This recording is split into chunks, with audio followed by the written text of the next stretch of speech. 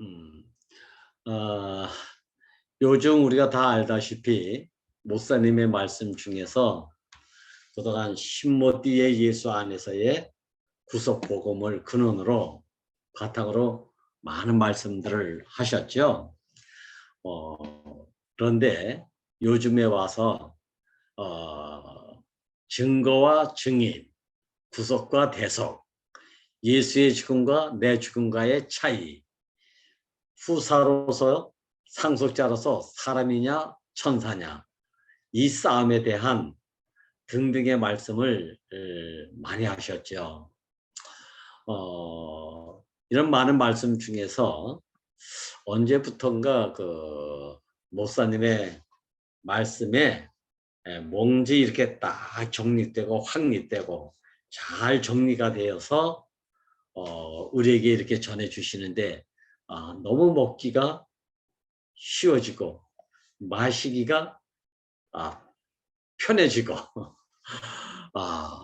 시원함을 이렇게 경험하게 되었습니다. 작게는 내 어떠한 인식 때문에 그런 것인지 아니면 모두 그렇게 느끼고 있는지 모르지만 요즘엔 목사님의 말씀을 이렇게 전해드리면 아주 이렇게 일목요연하게 정리가 잘 되어져 가지고 누구든지 쉽게 접근할 수 있고 듣고 이렇게 소화시키기가 너무 좋은 것을 이렇게 보게 됩니다. 그래서 지난 시간에도 저는 이렇게 말씀을 좀 많이 나누었지만 오늘부터는 좀 더 저도 상세하게 제게 실제화된 것만큼 되새김되어지고 살과 피가 된 것을 여러분들과 함께 나누려고 합니다. 그래서 오늘은 그 첫 시간으로 증거와 증인에 대해서 말씀을 나누려고 합니다. 물론 지난 시간에도 했을 것이고 또 많은 형제 자매들로 말미암아 여러분들도 이렇게 듣기도 했겠지만 제 나름대로 소화된 것을 오늘 이 시간에 나누려고 하는데 여러분들은 되새김한다고 하는 차원에서 들으신 분들은 또 들으면 좋겠다라는 마음이 듭니다. 우리가 다 알지만 증거는 객관적으로 증인의 말과는 약간의 거리가 있는 것 같아요. 뭐 언어상, 뭐 용어상 이것을 딱 구별하기는 뭐하지만 하여튼 뭔가 거리가 있어요. 그래서 목사님의 말씀을 좀 빌리면 객관적으로 보고 사실을 느끼고 이것을 전하는 것이 바로 증거하는 것인데 이것이 많은 사람에게 사실적으로 중심이 되어 있음도 이건 부인할 수가 없대요. 그런데 우리가 경험해 보니까 내 자신으로 경험해 보니까 예전에 일어난 증인의 무게보다는 어떤 증거를 가지고 사실화된 어떤 뉴스를 전했던 사람이 아닌가 이런 마음이 들더라니까요. 피상적인 증거도 증거고 성경을 읽고 그대로 증거할 경우에는 어찌 보면 사실이지만 나와는 특별한 어떤 관계가 없는 상태에서 그 사실을 누구에게 전해줄 수는 있지 않습니까? 편지 내용이 잘못된 게 아니잖아요. 사실이잖아요. 근데 나와는 상관이 없는 사실, 나와는 무관한 어떤 상태, 이런 것일 수 있지 않습니까? 이런 것들 누구에게 전해주려고 하면 증거를 전해주는 것으로 그친다는 것이죠. 그래서 증거는 그냥 본 것을 전해주는 것으로 세상 사람들은 그것을 보고 증인이라고 이렇게 표현하기도 하지만 우리가 실제 안에서 알고 있는 증거와 실제적 증인으로서의 내용은 다를 수가 있다. 뭐라고 말로 딱 할 수는 없지만 이런 것을 우리가 지금 경험하고 있지 않습니까? 저는 그렇더라고요. 아직까지 제 입술이 둔해서 그런지 모르지만 뭐 흑백 논리로 이거다 저거다 이렇게 아직까지 제가 표현을 하기는 좀 어눌하지만 그러나 내용은 다른 거, 다른 느낌을 갖게 하는 거 이런 것을 우리가 지금 느끼고 있는 것 같아요. 경험하고 있고 증인은 이 증거와는 다르게 한 생명의 존재로 자기만큼 그 존재가 되어서 살아내는 사실적 증명이잖아요. 어떤 사실적 증명이냐? 어떤 누구누구에 의해서 전해져 오는 사실적 증거가 아니라 나로 그렇게 살아내고 있는 되어진 것만큼 성장한 것만큼 그 증인이 돼서 표현하고 있는 것, 나타내고 있는 것. 이것은 바로 증인의 어떤 한 생명의 존재로 자기만큼 드러내는 것이고 나타내는 것이니까 이것은 어찌 보면 그 생명의 삶을 그냥 그 생활로서 되어진 것만큼 살아내는 것이라고 말하면 틀림이 없겠다라는 마음이 저대로 이렇게 들었습니다. 그래서 우리가 초창기에는 여러분들도 다 아시거나 알지만 생명은 된 것만큼 성장한 것만큼 나타내면 그것이 아버지의 생명의 증인이 돼가지고 나타내는 것 아닌가 표현하는 것 아닌가 그 아버지의 생명의 DNA가 그 어린아이에게 이미 내재되어 있잖아요. 그 생명이. 예. 그래서 그 생명의 법대로 자기 되어진 것만큼 표현되는 것이니까 이것이 바로 증인으로서의 삶이라고 할 수 있는 것이죠. 예수님이 자기 자신을 제자들에게 살아내기를 당부하는 것을 보지 않습니까? 근데 이 말을 잘못 듣다 보면 자기를 본 것만을 전하라고 하는 이런 말로 들려질 수 있다는 것이죠. 근데 내용을 보면 그런 말이 아니잖아요. 이렇게 당부했다 하더라도 또 우리는 그 당부의 말을 거부할 수 없어서 그렇게 살겠습니다 라고 맹세하고 서약을 했다 하더라도 그 생명의 길을 모르면 그 생명의 본질 안에서 살지 않으면 예수에 대해서 말은 할 수 있어도 예수를 살아내는 증인이 될 수 없는 거잖아요. 야, 이게 예수 자신이 그 생명의 길을 가면서 하는 말씀과 그거에 대해서 관해서 많이 같이 있다고 해서 안다고 해서 예수 자신의 길이 내 길이 되지 못할 수도 있다는 사실을 저는 어느 날 목사님 말씀을 드려서 탁 듣고 충격을 받았습니다. 야, 이래서 목사님에 관해서 예수에 관해서 하나님에 관해서 사실적 증거를 전해주는 사람은 될 수 있을런지 모르지만 야, 나 자신은 그 생명과 그 길에서 살지 않고도 이렇게 행할 수도 있는 나를 보고 흠칫 놀랐습니다. 물론 그때는 그렇게 그게 다 증인으로서의 삶을 살았다고 하지만 어느 사이에 이게 다른 곳으로 이렇게 변질되어져 가는 증거제의 삶이 내 안에서 이렇게 자리매김하고 있음을 갖다가 저로서 좀 부끄러운 얘기지만 깜짝 놀랐습니다. 그래서 저는 예수님이 제자들에게 마지막으로 부탁한 말이 나의 증거자가 되라. 이렇게 말씀을 해주시지 않고 내 증인이 되라. 라고 하신 말씀을 요즘에 와서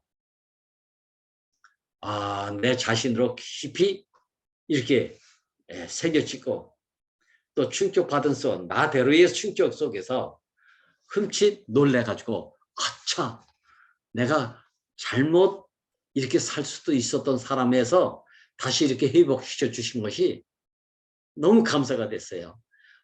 십자가에 못 박혀서 뛰어내리지 못한 예수 죽음 안에서의 구속의 삶이 나를 다시 이렇게 정확하고 확실하게 하나님이 함께 할 수 있는, 하나님이 새롭게 시작할 수 있는 새판의 삶으로 나를 옮겨주신 이 구속의 복음이 너무 감사했습니다.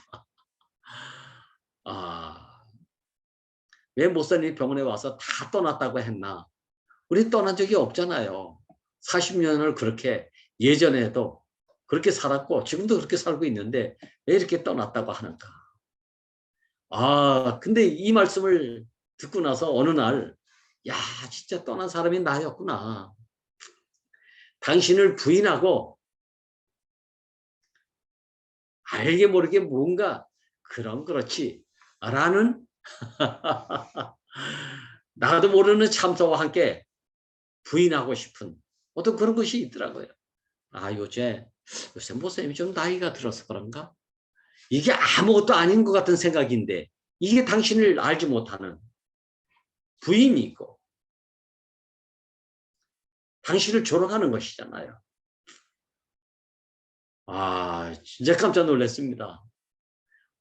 내가 이 말씀을 들으면서 겟세마네 동산에서 예수님이 십자가의 길을 가시기 바로 이 직전에 제자들에게 내가 오늘 저녁에 민망하니까 너희들이 오늘 나와 좀 함께 좀 있어주면 안 되겠느냐 라고 부탁을 했잖아요.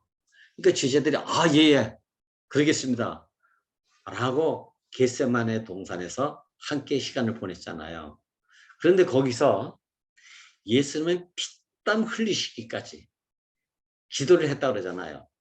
이 겟세마네 동산 안에서 피땀을 흘리면서 기도했다는 얘기는 이 겟세마네 동산의 의미가 뭐라고 그랬죠? 기름 틀집이래요. 쥐어 짜가지고 마른 수건이라도 짜가지고 기름을 내게 하려고 하는 그런 의미를 가지고 있는 동산이 바로 겟세마네 동산이라고 하잖아요. 그러니까 여기서 죽기까지 기름을 짜내면서 기도하고 계시는 예수님과 달리 제자들은 함께 해달라고 하는 예수님의 부탁과는 달리 쿨쿨 잠잤다고 하지 않습니까? 그러니까 이 공간에서 함께한 이들이 나중에는 예수가 겟세마네 동산에서 이렇게 피땀 흘리면서 기도하셨다. 이런 증거자는 될 수 있을런지 모르지만 이 제자들이 예수와 함께 할 수 있는 그 생명이 되지 못했기 때문에 증인은 될 수가 없었다. 이 자리에 있었던 제자들과 목사님과 함께했던 나와 조금도 다름이 없구나. 이것이 인식되는 순간에 깜짝 놀랐다 아닙니까 제가. 겟세마네 동산에 있는 상황과 사건 상태는 누구든지 똑같이 전할 수 있잖아요. 객관적으로, 표면적으로. 근데 이 제자들이 나가서 예수님이 이렇게 기도하셨다. 피땀 흘리면서 이것을 충분히 증거할 수 있는 증거자는 될 수 있지만 예수님이 왜 그렇게 기도했는지 그렇게까지 할 필요가 있는지 여기에 대해서는 자신이 그런 사람이 아니기 때문에 증인이 될 수 없었다는 이 말씀이 제게 내성같이 들려졌습니다. 제가 무너졌다 아닙니까 제가.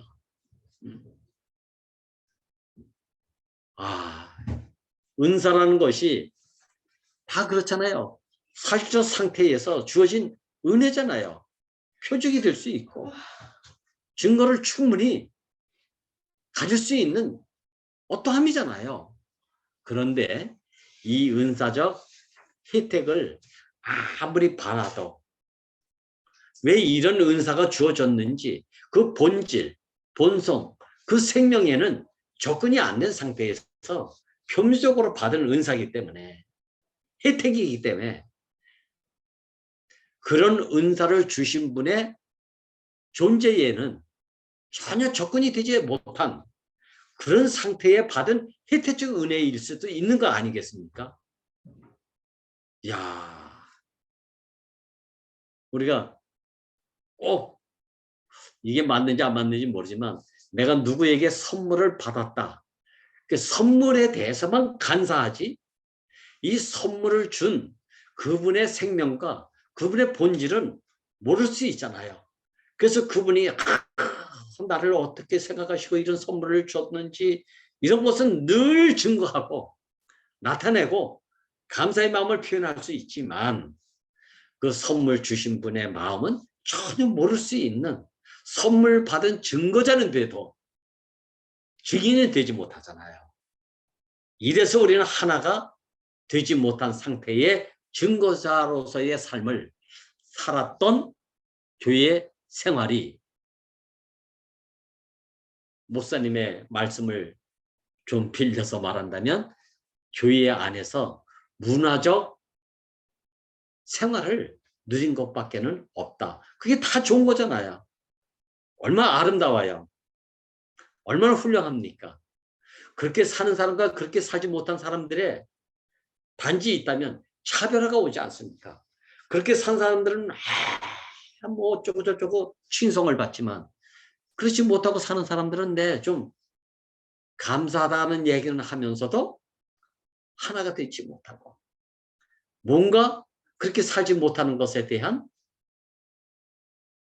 차별 속에 괴리감을 느낄 수밖에 없는 또한 이것도 사실이잖아요. 좋은데 아름다운 것인데 이런 것이 있잖아요. 야, 목사님은 언제가 이런 말씀을 하셨어요. 엄격하게 말하면 틀렸다 맞다 이러기 전에 그냥 엄격하게 말하면 베드로도 예수를 통해서 나타난 서다한 증거들을 본 것을 전했을 뿐이지 예수 그분 자신을 실제로 몰랐을 수도 있다. 이렇게 말씀하시는 거예요. 야, 이게 베드로에 대해서 말씀하신 것이 아니잖아요. 그럴 수 있을 수도 있겠다라고 하는 이 말씀을 직접적으로 말씀을 안 하셔서 그렇지 우리들에 대해서 지금 이 말씀을 하고 계실 수도 있겠구나. 나에 대해서. 오순절날 큰 사건이 일어났잖아요. 마가의 다락방에서. 이것이 그분이 다시 오신다는 증거로 나타난 어떤 상태를 보았던 것이지 이렇게 예수 생명 존재 자신으로 자기 자신이 거기 포함돼서 안 증인의 삶은 아니었다. 야, 그래서 이 예수님의 다시 오셨다는 증거자로서 이런 것을 경험하고 보여진 사실을 가지고 많은 사람들을 금을 쳐서 예수 죽인 사람들이 바로 너희들이다. 나였다. 이러면서 다시 오신 이 예수님을 증거함으로 해서 많은 사람을 회개하고 구원하는 사건이 일어났잖아요. 그래서 베드로 가는 곳마다 으쌰으쌰 하는 사건들이 많이 나타나지 않았습니까? 그렇다고 해서 이 사람들이 실제적으로 다 예수 생명 그 존재로 증인이 됐던 사람들은 아니잖아요. 예수님을 통해서 많은 기적과 이적을 통해서 나타났다 할지라도 그 증거를 보고 많은 사람들이 구름처럼 몰려 쫓아왔고 따랐지만 한 사람도 남지 않고 다 떠났다는 얘기는 한 사람도 증인이 되지 못한 사람들이었기 때문에 증거만 가지고 있었기 때문에 다 떠날 수가 있었다. 야, 이 목사님 말씀입니다. 이 목사님 말씀. 근데 요번에 목사님이 병원에서 나오셔가지고 뭐라 그랬습니까? 다 떠났다고 하잖아요. 조금 전에 온 사람이나 40년 전에 온 사람이나 다 떠났대요. 다 떠났대요. 한 사람도 남지 않고 다 떠났대요. 2000년에 예수의 십자가 사건 안에서 많은 증거를 보고 누리고 그 혜택을 가지고 으쌰으쌰 따랐지만 십자가의 길을 십자가에 못 박혀서 가는 그 길을 아무도 예수 생명이 그들의 생명이 아니었기 때문에 증인으로 한 사람도 남지 않아서 증거자는 많은데 한 사람도 증인이 된 사람이 없기 때문에 한 사람도 남지 않고 다 떠났다. 예수 홀로 가셨다 그러잖아요. 예수 홀로 가셨다 그러잖아요. 너희들도 떠나려고 하겠냐? 너희들도 가겠느냐? 하니까 영생의 말씀이 여기 있는데 우리가 어디로 가오리까? 이렇게 고백했으면서도 그 시간에 그 사건 속에서 다 떠났다 아닙니까 이게? 이것은 무엇을 말하고 있냐면 증거인으로서의 확실한 삶을 살긴 살았지만 예수 생명으로 당신 자신이 돼서 그 증인으로 사는 삶은 되지 못했다. 그렇기 때문에 다 떠날 수밖에 없었다라고. 또 실제로 다 떠났잖아요. 이것은 좀 이상한 일이지만 증거로 예수님의 어떤 상태의 상황적 사실만 알고 후에 이것을 전했지만 이것은 증거지 그 증인은 되지 못했다. 이걸 우리가 이번에 목사님 말씀을 통해서 깊이 인식하고 아 나도 이런 사람이었구나 라는 것을 자백하고 고백하고 시인하고 근데 이 말씀 이후에 아 우리 한소리가 얘기한 것처럼 참 신기하다 기이하다 새판에서 살 수밖에 없는 거듭남의 증인 안에서의 증인이 자신으로 딱 보여지게 되니까 너무 신난다 너무 신난다.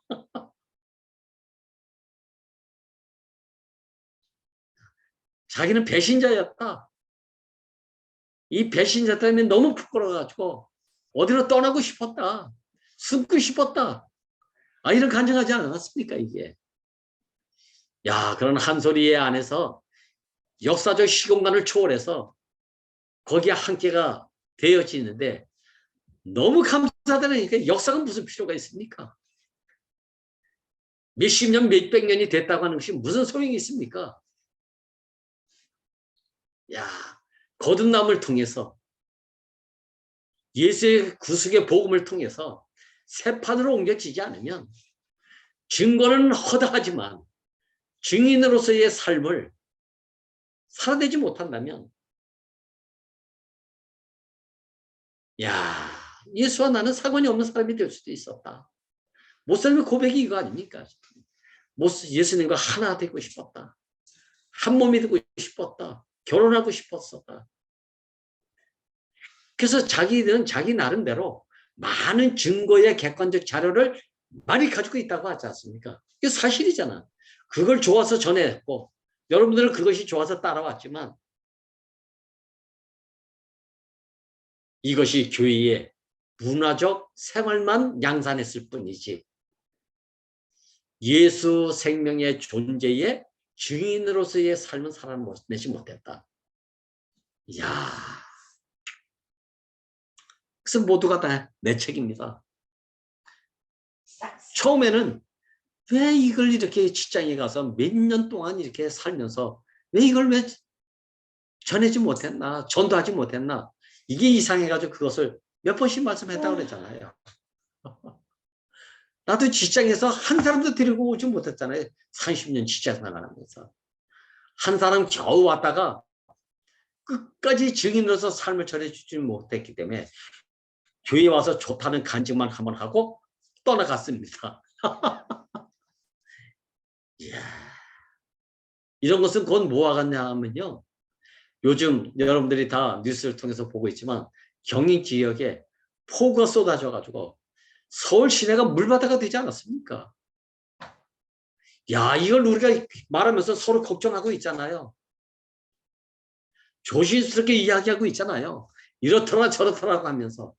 근데 내가 거기 현장에 안 있으니까 뉴스를 통해서 많은 증거를 같이 공유를 할 수 있어도 내가 증인이 되지 못하고 뉴스를 전하고 공유하는 증거자의 삶만 나타낼 뿐이지 증인이 되지 못하잖아요. 꼭 이런 거와도 같은 거예요. 기독교의 메시지가 종교 안에서의 모든 예수에 관한 말씀들이 이 증거 이상을 넘어갈 수가 없는 거예요.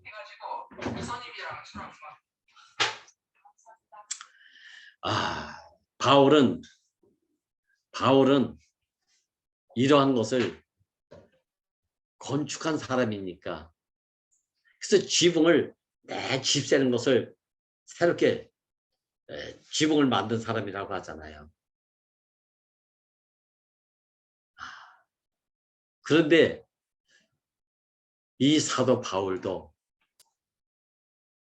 이런 증거의 사실을 가지고 보존은 시켰지만 예수의 직접적 그 생명이 돼서 그 증인은 어찌 보면 안 됐다고 말하기는 뭐하지만 좀 희미했던 것이 아닌가.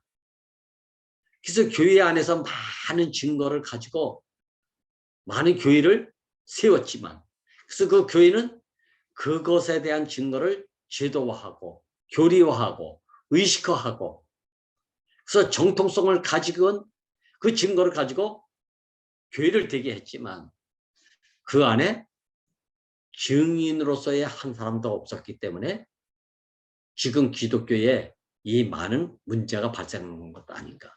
왜? 그 당시에 사도 바울을 통해서 증거된 증거로 교회를 세운 교회는 항상 문제가 있어가지고 사도 바울의 서신을 보면 항상 권면하고 이렇게 해라 저렇게 해라 이렇게 살길 바란다 라고 하는 뭔가 안타까움에서 나오는 많은 말씀을 하고 있잖아. 그래서 사도 바울의 서신을 보면 공통적으로 맨 나중에 항상 권면과 아쉬움 속에서 이렇게 되기를 바란다 저렇게 되기를 바란다 이렇게 끝맺고 있대요. 이건 무엇을 증명하는 것이냐. 전 목사님 참 특이하신 분입니다. 정말 예리하신 분이고요.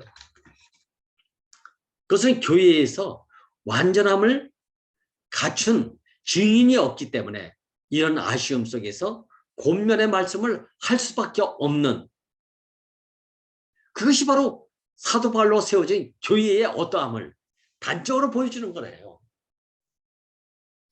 이야, 이거 얼마나 심각합니까? 그래서 초창기 목사님은 사도 바울의 말씀을 우리에게 그렇게 많이 전해주지 않았던 것 같아요. 뭔가 거기에 좋긴 좋은데 사실적 증거가 확고부동한데 뭔지 하여튼 좀 찝찝해 하셨던 것 같아요. 그래서 목사님이 요한복음과 요한 1, 2, 3, 4와 요한계시록을 참 많이 말씀하셨던 것. 사도 요한은 증거자 이전에 증인으로서 그물을 꿰매는 사람이었다고 그래요.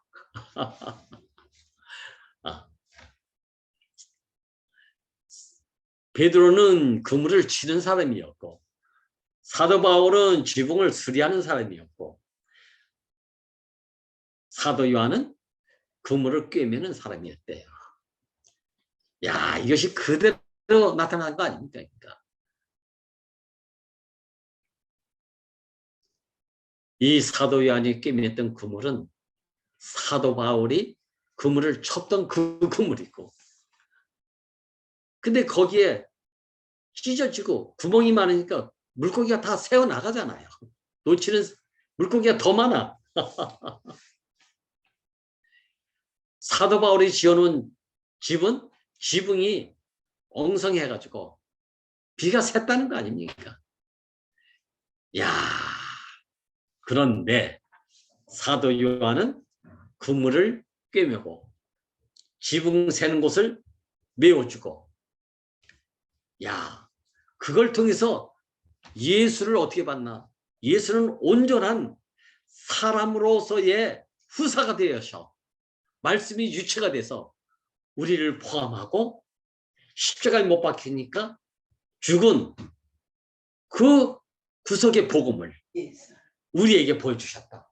어디서? 예수 안에서. 자, 그러니까 이 사람은 태초에 있었던 말씀에 관해서 그냥 증거자가 된 게 아니라 태초부터 있었던 말씀에 관해서 보고 듣고 우리 스스로 만진 바 된 사실, 이건 증인으로서의 사실이고 그 생명으로서의 사실이고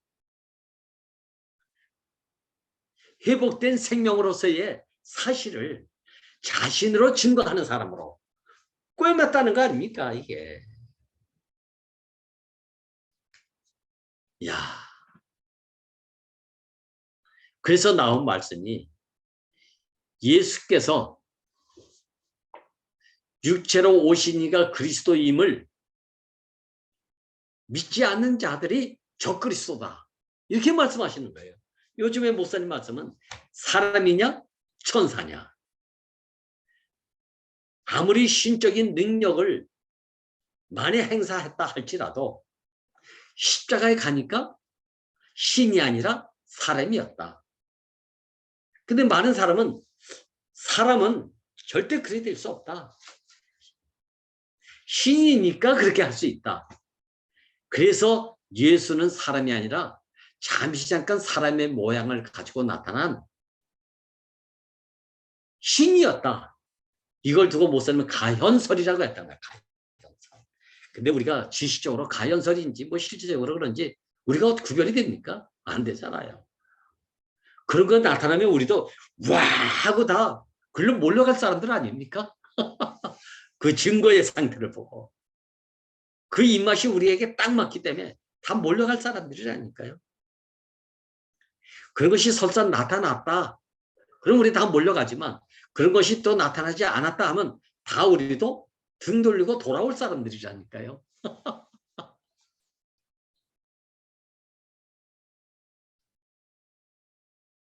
야, 예수께서 그리스도임을 믿는 자가 아니면 세상을 이기는 자가 아무도 없대요. 야, 이게 사도 요한이 증인으로서의 말씀이에요. 증인으로서의 말씀이에요. 자, 그렇다면 이걸 뒤집어서 말하면 어떻습니까? 세상을 이기지 못하는 모든 종교인들은 모든 사람들은 예수 그리스도를 주님으로서 알지 못하기 때문에 안 돼요.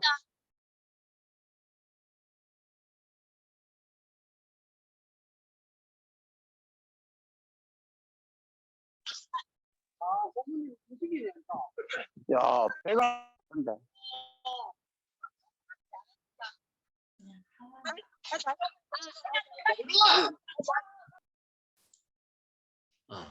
자, 그러니까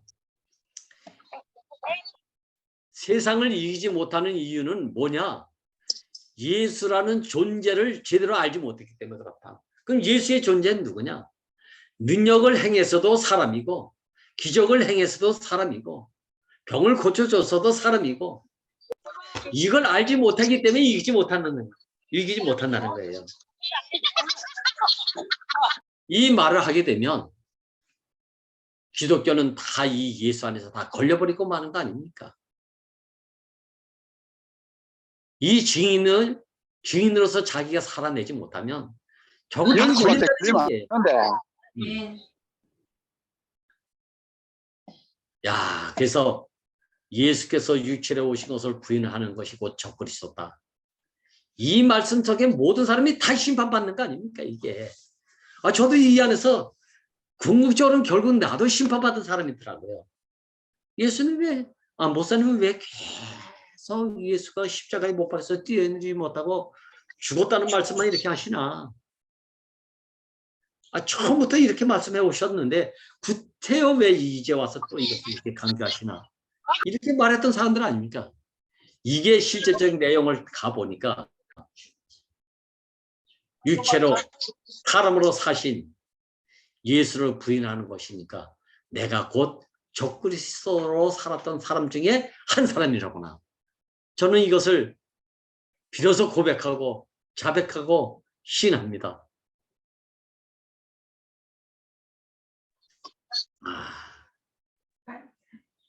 5장의 마지막에 가면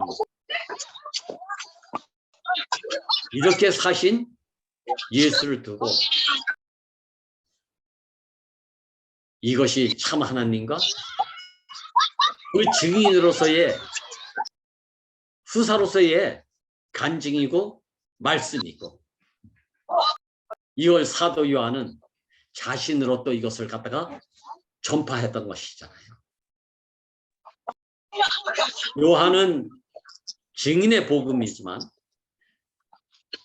베드로와 바울은 금을 치는 사람으로서 증거자였고, 바울은 건축으로서 증거자의 복음을 행했던 사람이기 때문에 예수 존재의 증인, 그 생명의 증인은 좀 부족했던 것 아닌가. 야, 이 말씀을 듣는데 제가 저 자신이 베드로의 증거자로서의 금을 치던 사람, 그건 교회를 하려고 했던 사람이라는 얘기잖아요. 다시 말해서 사도 바울처럼 교회를 세우려고 했던 사람이잖아요. 교회를 하려고 했던 사람. 야, 이건 증거자로서의 충분 조건은 갖췄지만 증인으로서의 충분 조건은 상실한 사람이다. 사도행전에 전반부와 후반부로 둘로 갈려져 있는데, 전반부는 베드로의 행적이래요. 후반부는 사도 바울의 행적이고요. 그러니까 사도행전은 전반부에는 베드로의 행전이고 후반부는 사도 바울의 행전이라는 얘기예요. 근데 이게 금을 치는 증거자로서의 행전이고 교회 건축하려고 하는 증거자로서의 행전이니까 모두 다 증인으로서의 삶은 부족했다. 야, 이게 지금도 기독교 안에서 이것을 계속 실행하고 있다는 거 아닙니까? 오늘 이 말씀을 통해서 무엇을 하나 깊이 알게 되냐면, 사도 바울의 서신을 통해서 세상 사람들에게 조금 더 거리낌이 없는 발로 켜야 되는데. 은사적 혜택의 많은 열매들을 우리에게 자랑하고 있지 않습니까? 이 은사적 아름다운 열매들, 이걸 전하는데 세상 사람들이 이 말씀을 들어도 조금 더 거리낌이 없는 것으로 받아들인대요. 오히려 그걸 듣기를 좋아한대요. 세상 사람들이 봐도 인정할 수 있는 당연한 것들에 좋은 것이 거기에 있으니까. 자, 이러다 보니까 사랑도 세상이 좋아하죠. 온유도 세상이 좋아하죠. 겸손이라는 것도 세상이 좋아하잖아요. 이런 것들은 다 세상에서 다 바라는 것들이래요. 그래서 이걸 전하다 보면 더 좋은 것을 요구하는 세상 사람들의 입맛에 맞는 것들을 주지 않으면 안 되는 타협의 교회로 변해진다는 거예요. 이게 변질 아닙니까? 이게 변질. 그러다 보니까 지금 모든 기독교가 예수라는 이름은 있지만 정작 실제의 예수는 없다. 이 말이 나오게 된 거예요. 이것은 많은 증거를 가지고 있는 사람들은 허다한데 증인으로서의 존재는 한 사람도 없다. 이 말과도 같은 거 아닙니까? 목사님이 자기 자신을 고백하면서 내가 바울 서신을 그렇게 많이 했을 때 뒷부분에 가서는 목사님도 빨리빨리 대충대충 하면서 말씀하고 넘어갔대요. 왜? 미덕을 너무 많이 말씀하다 보면 그 미덕이 나빠서가 아니라 좋아하는데 세상 사람도 좋아하고 예수 생명이 미지근하고 희미해도 이것은 더 좋아해가지고 그 입맛에 맞들여서 그걸 요구한다는 거 아닙니까? 사도 바울은 그 입맛에 맞춰서 교회를 세우다 보니까 이 교회에 문제가 생길 적마다 보완해야 되고 땜질해야 되고 또 그것에 대해서 또 그들의 입맛에 맞춰주는 말씀을 또 해주지 않으면 안 되는 되풀이됨 속에서 이 교회가 세상 사람들도 전혀 싫어하지 않는 그런 교회로 변모해 갔대요. 이게 타협이고 이게 누르기고 이게 지금의 기독교가 아닌가. 야, 그러다 보니까 계속 봉합해야 될 문제가 나오고 권면해야 될 문제가 나오고 땜질해야 될 문제가 계속 나왔다는 거야. 그래서 사도 바울의 서신을 보면 마지막에 내 권면과 봉합하기 위한 당부의 말을 계속하고 있음을 갖다가 보게 됐다는 거예요. 근데 그렇지 않습니까? 야, 그 목사님은 단언을 하시더라고요. 이 시대에는 사도 요한의 증인이 필요하다. 부흥하려면 베드로가 필요하고 교회의 주의가 되려면 바울이 필요하지만 생명의 길로 그 존재가 돼서 증인으로 살려면 사도 요한이 필요한 시대다. 야, 이렇게 아주 단언을 하셨습니다. 교회가요, 어린 양이 되면 어린 양을 요구했던 그들이 세상에서 시시하기 때문에 알아주지 않는 날 내가 어린 양이 된 것을 후회하는 이런 상태가 온다는 거 아닙니까? 그래서 꼭 그렇게 할 필요가 있냐? 십자가만 주장할 필요 있냐? 십자가에 뛰어내리지 못한 예수만 말할 필요 있느냐? 복음으로 확산되려면 꼭 그렇게 말하지 않고 그들의 입맛에 맞는 말씀을 해줘야 복음이 확산될 것 아니냐? 이런 요구 속에 타협하지 않을 자가 없다는 거예요. 왜? 증거만을 가지고 있는 사람들은. 그렇게 된다는 거예요. 근데 예수는 하나님의 증인으로서의 후사고 참 사람으로서의 길을 갔기 때문에 죽임을 받았다는 거 아닙니까? 죽임을 받았다는 거. 여기서 예수의 죽음과 우리의 죽음은 다르다. 이걸 아는 것이 중요하다는 거예요. 예수의 죽음과 나의 죽음이 표면적으로는 죽음으로 똑같은 모양을 가지고 있지만 내용이 예수의 죽음은 증거자의 죽음이 아니라는 거예요. 증거를 가지고 있는 죽음은 순교자의 죽음이기 때문에 세상에서도 박수받고 유인으로 추앙을 받고 성임을 받는다는 거예요. 근데 예수의 죽음은 증거자의 순교자적 죽음이 아니라 모든 만유를 포함한 하나님이 정하여 주신 길을 가는 죽음이기 때문에 이건 변개가 되지 않는다. 이걸 그래서 변개가 되지 않는 길이기 때문에 그 죽음이기 때문에 십자가에 못 박혔다. 그래서 뛰어내리지 못했다. 이 말을 구태여 자기가 이렇게 말씀하게 됐다. 목사님이 이 말씀이에요. 이 말씀. 내 죽음과 표면적으로 죽음이라는 낱말 속에서 상태는 똑같지만 내용이 다르잖아요. 내용이 다르잖아요. 증거자의 죽음과 증인으로서의 죽음은 죽음이라는 현상은 똑같지만 내용이 너무 다르잖아요. 증거자로서의 죽음은 누구에게 인정받고 추앙받는 것이기 때문에 힘이 있다는 거예요. 힘이 있다는 거예요. 힘이.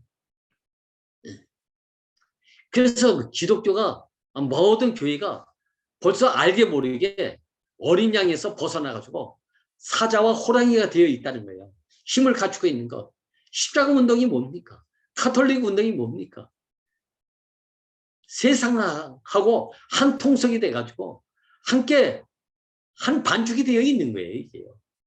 이것이 몇 세기 동안 유럽을 지배했던 그 기독 문화 아닙니까? 이게 기독 문화 아닙니까? 근데 지금 어떻습니까? 유물이 되어가고 있잖아요. 유물이 되어가고 있잖아요. 이야, 저는 오늘 목사님이 이 말씀을 하신 것만 전하고 끝내도록 하겠습니다.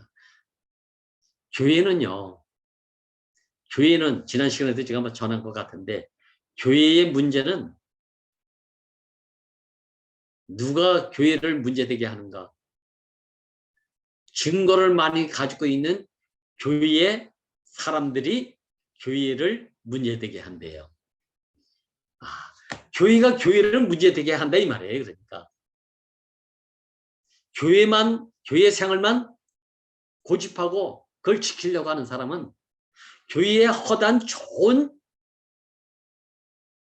증거의 열매들을 가지고 자기들의 명분이 있고 설득력이 있기 때문에 이걸 요구한다는 거예요. 근데 그 명분과 설득력이 사실이기 때문에 모든 사람이 여기 쉽사리가 들어갈 수 있는데 이 사람들이 교회를 시끄럽게 한다는 거예요. 그리스도가 문제가 되는 게 아니라 이 교회는 많은 교회의 증거를 가지고 있는 사람들로 인해서 교회에 문제가 발생된대요. 그래서 교회를 하려고 하면 안 된대요. 야, 교회가 성공하려면 교회의 입맛에 맞는 많은 증거에 혜택적 은사를 그들에게 줘야 될 거 아닙니까? 그래 성공한대요. 이렇게 성공한 교회가 아무리 확장이 되고 커졌다고 해도 이건 성공이 아니래요. 이것은 곧 창세기 6장에서 하나님의 아들들, 여기는 하나님의 아들들이라는 게 천사를 말하고 있어요. 하나님의 아들들이 사람의 딸들과 결혼해가지고 뭐가 됐다고 했습니까? 네피림이 됐다는 거예요. 네피림. 교회를 가지고 교회의 증거를 가지고 야합이 된다면, 결혼이 된다면 여기서 나오는 것들은 네피림의 교회가 나온다는 거 아닙니까? 네피림의 교회. 네피림의 교회는 뭐죠? 내용이 거인이잖아요. 거인. 유명한 자, 장부, 용사. 이건 세상의 입맛에 맞는 3요소예요. 3요소. 이렇게 돼간다는 거예요. 이렇게 돼간다는 거. 세상과 공존 안 하면 비슷해야지 공존이 되잖아요. 그들의 입맛에 맞는 것을 줘야 공존이 되잖아요. 그래야 교회가 확산되잖아요. 그러나 그 교회는 이미 네피림 교회가 된다는 거 아닙니까? 네피림 교회는 항상 요구가 따라 필요를 요구해. 그래서 네가 진짜 하나님의 아들이라면 우리 입맛에 맞는 것을 맞춰줘야 되는데 그러려면 돌로 떡을 만들어 먹어야 되고 십자가에서 뛰어내려 봐야 되고 근데 너는 그렇게 하지 못하지 않느냐.